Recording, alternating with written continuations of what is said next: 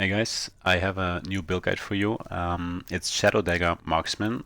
It's not really like a new build because Dread already like showcased this build once in one of his videos. Shout out to Dread. I will link his original video in the description. I just took like a different approach of it while I was doing my bug reporting, bug testing for Rogue together with Tarek. And I found out again that this node can shotgun, and I was like, okay, if we can shotgun with 3 arrows, we can probably do really good single target damage on big hitbox enemies. And it turned out to be really cool, not only single target but also AoE coverage that I wanted to showcase you. While I was leveling, while I was building up this whole idea, I was also I found a video of SMK while he was doing this build, showcasing like insane gear, Endgame. I think he was doing like 200 corruption, some T4 farming. So I will also link his video so that you can compare a little bit. But I will just basically give you like an overview again. How to build it up, some problems, maybe something that can change in the future. So just to give you like a good overview, and I will just go take a different approach. I will start with the gameplay first, and then we will talk about skills, gear, like the usual, whatever I do with my build guides. So 200 corruption, casual, classic Shadow Dagger, but as you can see, we go with the triple arrows, and it's a really cool build. It has some problems that we will talk about later.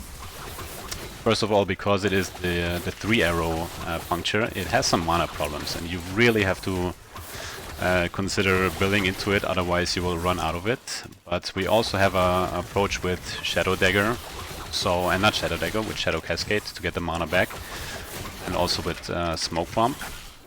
But like I said, later, once we go over the skills, the gear, it will probably be a little bit more clear for you how to build this, what are the risks, what are the pros, what are the cons.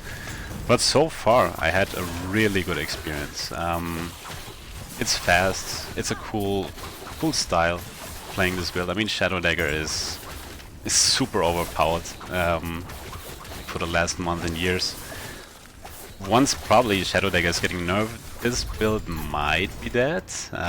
Blade Dancer can probably survive this, but Marksman, it's not looking that good because we cannot really rely on Sync Strike.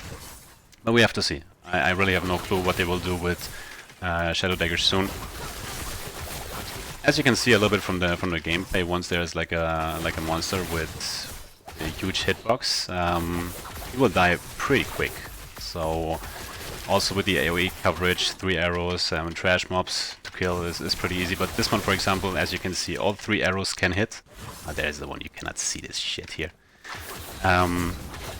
It's really easy to kill bosses with a little bit bigger hitbox. I will also show you after this echo. I will show you a boss fight to really get like an overview. Like I said, different approach. You can do the one that Dread was doing. I just like to experiment around, try to find out new stuff, and this was like a really cool experience, just to try something different with Marksman. I was actually also trying like a detonating arrow crit build that I was not really that happy. I will probably still do a showcase, a build guide for it. But yeah, so far this was really fun to play. Maybe I get something good. Nope. No, not good. Let's do a boss real quick, just to give you like the best overview how boss damage is. This one is a good example because everything here has a huge hitbox. You can destroy everything pretty quick, like this, like that. Shit, man, this whole arena is still bugged. Okay, let's get the boss in here. Come on. So what you want to do is you want to stand inside of Smoke Bomb to really get all the damage bonuses and also to get the mana back. I go closer to the enemy and shift outside so that the Umbral Blades are already underneath the boss, and therefore like also the crits can come earlier from Umbral Blades. And at the end which which always comes in handy, of course. Once the HP is down, you can just simply do the kill threshold, and it dies. Pretty cool. Pretty sweet build. My gear is not that good, to be honest. Maybe my offense is not that bad, my damage, but my defenses are pretty bad. I mean, look at me. I have 1.7k health. Resistance is not perfect. I don't even have 100% CA. Endurance is not 60%. I mean, 200 corruption. It's fine. Who needs defenses, right? I mean, if we have damage, that's all fine. Yeah, really fun to play. Let's just go over the skills later. Like I said, I will put up the build planner so that we can get a better overview, like how you can really make this build better. For Puncture, like I said, different approach. We go with this node here. We have 2 more punctures, but we will add 15 mana cost. So this is like the big downside, but also a cool way to build around. So with this, there's actually like a new node that came in like a couple of patches ago, so we get 4 mana on hit, which basically makes this an 11 mana cost skill. Other than that, it's pretty much the same route. You go here first, then you get the Frenzy. If you have mana problems in the beginning, you can play it away like Dreadblade only with 1 arrow, and later, like one of the last skills, you put the points into here, and then at the end here. It's completely fine. You don't need the 3 arrows in the beginning. If you already have like ring, belt, amulet, whatever with mana regen, you can already play it. But this is like a different approach how you want to play it. I started while leveling with this node and it was fine. Like story, normal monolith, super easy. And empowered, yeah, of course, then it shined a little bit more with the single target. This one is also important, so I would go like this, here, Frenzy, 3 points here, then the 4 points here, and the last point is here. It's just a recommendation. Shadow Cascade, and this is also something that really comes in handy with the big mana cost. So these nodes basically here will allow you to sustain the mana a little bit better. What I can highly recommend, I'm running around with 15. This is not good enough. I still have sometimes some problems with mana regen, so I have to kite around, wait a little bit, make a good setup with the smoke bump. But this one helps you really out with the mana regen. If you only play with 1 arrow, don't go here first. If you already want to start with 3 arrows, you build into these nodes first. Otherwise, you do the casual Shadow Dagger setup. This is also cool because there's a really good synergy basically with the high mana cost. So we can go here into the Shadow Dagger, then go with the duration, then go with the mana refund, and then at the end we can get a little bit more damage. So this is how I would set it up for a casual who wants to start a little bit easier with no mana problems. Really important, of course, is shift. Pretty much a classic setup with cooldown, with the movement speed. This one, of course, to proc the Shadow Cascade. Then invulnerability, a little bit of dodge, and I like to go with this kill thresholds. Some people might say it's bugged. I don't know if it's intended to work with bow, but I abuse it because I kind of like this system, and I hope that it will stay like this. So it helps a lot with single target damage. Single target is not the best. It's not a meta build, but at the end, once like the damage reduction part is down, you really need this one to kill the bosses faster. After that, I would suggest to go with Umbral Blades. Umbral Blades is the second big damage dealer, even though we don't spec into Shadow Dagger because we don't wear a dagger, of course, with Marksman. So we go with the rotating Blade Storms. Of course, this is the important one that after we shift, the Umbral Blades are down, and this is also the playstyle. So when there is the boss, you go here and then you go back so that the Blade Storm are already there and they can crit for additional damage.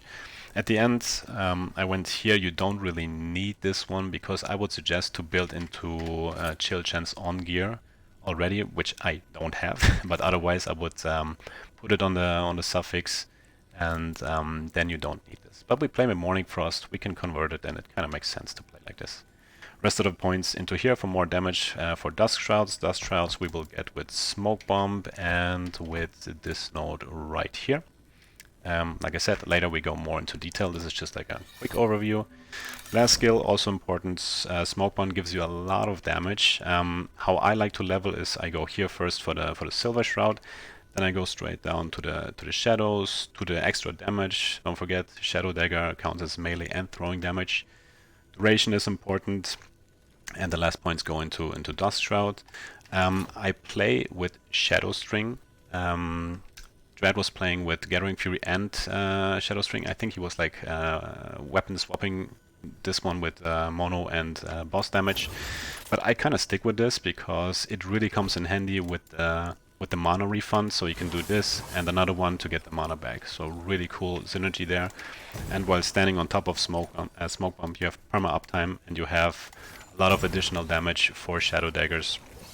So that you can really bring out a lot of crits. Just really quick passives.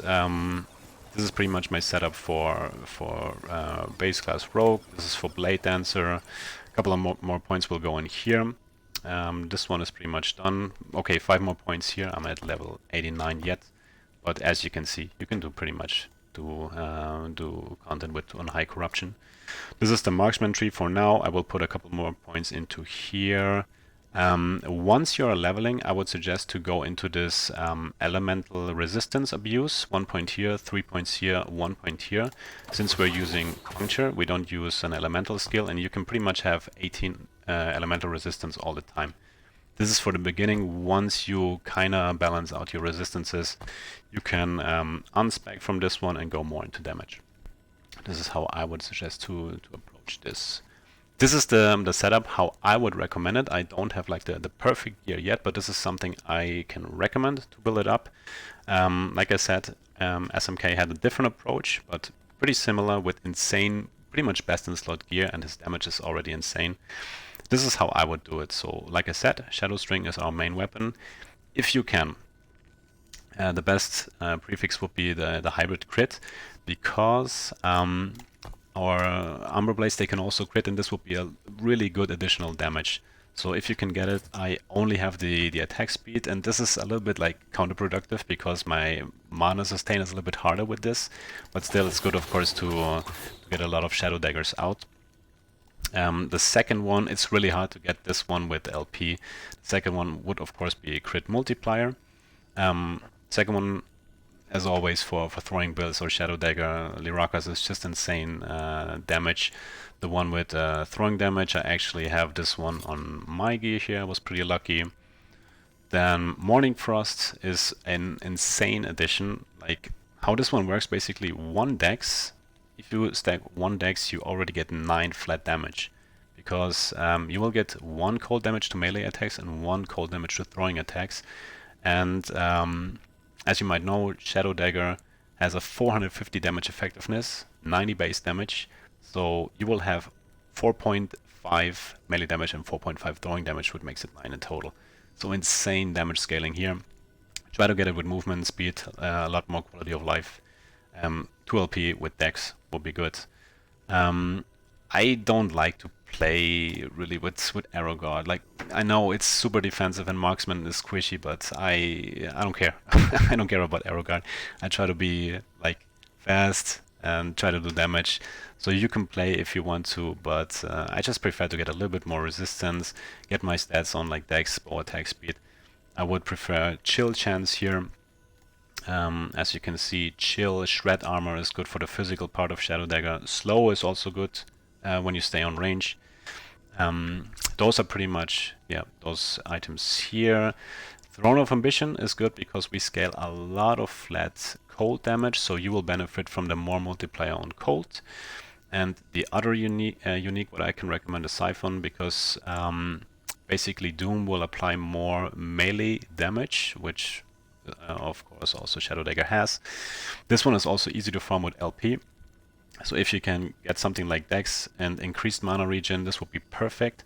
I was lucky to get it with mana regen, and it is super important to get the mana regen. So you want it here, here, here, and if you can get it somewhere else, I got something like this, which was an insane craft. I have a T4 seal mana regen here to bring it up to 18, so I can kind of sustain it with 18, and I can recommend it. 15 is a little bit like, not really recommended, but the more you stack it, the better it is. So it will require really good gear to perform well at the end. But Yeah, other stats. Throwing damage, of course, so that we have like physical damage and cold damage to scale damage, crit multi, health, dodge rating, seal, go for the mana regen. This is something what SMK did, what I would recommend. I kind of like the cooldown recovery on the helm and on the ring to bring the shift cooldown and the smoke bomb cooldown a little bit lower, because the lower the shift is, the higher the damage output is, because you also of course proc the Shadow Dagger and you have better mana sustain. So this would be cool to bring the cooldown down. Dex, increased damage by wielding a bow, health, cold resistance. I mean, this depends a little bit on like what you have on the gear, but you want, of course, capped resistances. On a seal, physical penetration with Shadow Daggers. This one, Dex, Vitality, health, increased damage by wielding a bow. This is my worst gear part at the moment. I don't have like the right base. It's a good base, but like not the perfect setup. So I miss a lot of health here. Then I could probably reach 2k health. But this would be like the dream body armor. For belt, go throwing damage, mana regen, health, and with the T1 cleanse, I'm not even playing with cleanse, but I survive. It's fine. Like I said, you don't need defenses all the time. Ring, Dex, mana regen. I have the crit avoidance here because we have the crit avoidance blessing, and you need it on some place, so I put it here on the ring. You can seal it with throwing damage, doesn't really matter. Get additional resistances, throwing damage, crit multi. You could go Dex, but I would suggest to go throwing damage instead of Dex, because you can get higher value and you don't have the counter, like the negative part of minus resistances. Really important, try to seal frailty. This is the only source where we can get frailty. We don't want it on the blessing. Other than that, I think I covered pretty much every item here. So this would be like a dream setup. If this would be if you have a T, like a 3LP or like a 4LP Peak of the Mountain that you can target from, this would be the dream. I mean, even with a 2 or 3LP, it's fine. Dex, health, I think it's already fine to play it, because this will bring your crit up almost to 100%. If I play it on the other version, how I would recommend it maybe for the beginning, you have 50, which is fine for Umbral Blades. Shadow Dagger always crits, but Umbral Blades is a good additional offensive layer. Go like this. Other than that, Peak of the Mountain. Pretty much the best thing you can do. For the stats, mana regen, we have over 2k health, we have capped resistances, we have 88 dexterity. You can get like between 60 and 90 dexterity. Movement speed is high. For the what else we have? A lot of crit multi, a lot of flat damage scaling. For defenses, endurance, crit avoidance, glancing blow goes up if you get hit. So if you have a couple of dust shrouds, let's say like this, it goes a little bit more up. So this is like a more realistic setup, like during combat. Other than that, all the buffs are on for ambition, arrow storm with the attack speed, bow mastery to get the crit multi, concentration, increased damage. This one I just put in if you need additional resistances. Other than that, you can just leave it out. And you also have haste pretty much all the time. For idols, we have what I can recommend. Either you go with something like this, increased health or increased damage by wielding a bow, or if you want to go a little bit more offensive, physical pen on Shadow Daggers and the increased damage by wielding a bow. Really cool combination to get a lot of damage. Like I said, Throne of Ambition for the Morning Frost combo. And at the end, you just go with resistances, vitality, or this is something maybe I would recommend in the beginning. You just go all in with resistance and health idols and only go for Throne of Ambition. You don't need it in the beginning, but if you want to go more into best in slot gear, this is something that I can recommend in the beginning. Blessing, and then we go to the passives. Void resistance or crit multi, whatever you prefer. Nowadays I like to go a little bit more on resistances, because rogue is kind of hard to max the resistances. Lightning resistance, crit avoidance, classic. Cold resistance I would go here because we stack a lot of dex, and endurance to basically cap it, since we already have endurance here on the gloves. Passives. Start with Rogue, of course, 8 points here. It depends a little bit if you already start with Morning Frost early on. I would highly suggest to get Morning Frost, because then the damage scaling is already there really early in the game. 8 points here, 8 points here, 1.5 points here for the damage taken while moving, like less damage taken while moving. Haste on hit, increased damage for movement speed, get a little bit of glancing blow here. After that, once you reach 20 points, 5 points here for the movement speed, and we of course benefit from the melee and throwing damage for Shadow Dagger. 8 points here for the dex. This one is really good. Rush this one in the beginning for flat melee damage, flat throwing physical damage, and a little bit more health. Dust Shrouds for defense. In the marksman tree, we go of course attack speed and health gain. This is a really good sustain of your life pool, because if you have a lot of attack speed, you will get a lot of health back. Again, we scale the dex. This one, like I said, only in the beginning. If you don't want to play the defensive route where you get the 18 additional resistances, just back out and put it in here for a little bit more damage. You can play also like this. Dodge rating, flat dodge rating, movement speed dodge, the classic Silver Shroud abuse, 4 points into here, 5 points in here for the armor shred, also Shadow Dagger. We have, like I said, physical and cold damage. Then you will benefit a little bit from here for the damage. 1 point in here, 5 points for the crit multi. This is pretty much a setup how I would recommend it. Yeah. I will probably, if you're interested, I will also do like a written build guide for you, like I usually do. I think this build has good potential. Like as you see, it was a lot of fun. You can scale it really high into endgame. I'm a little bit scared of the Shadow Dagger nerf that might come. So like I said, if the nerf will come, this build might be dead.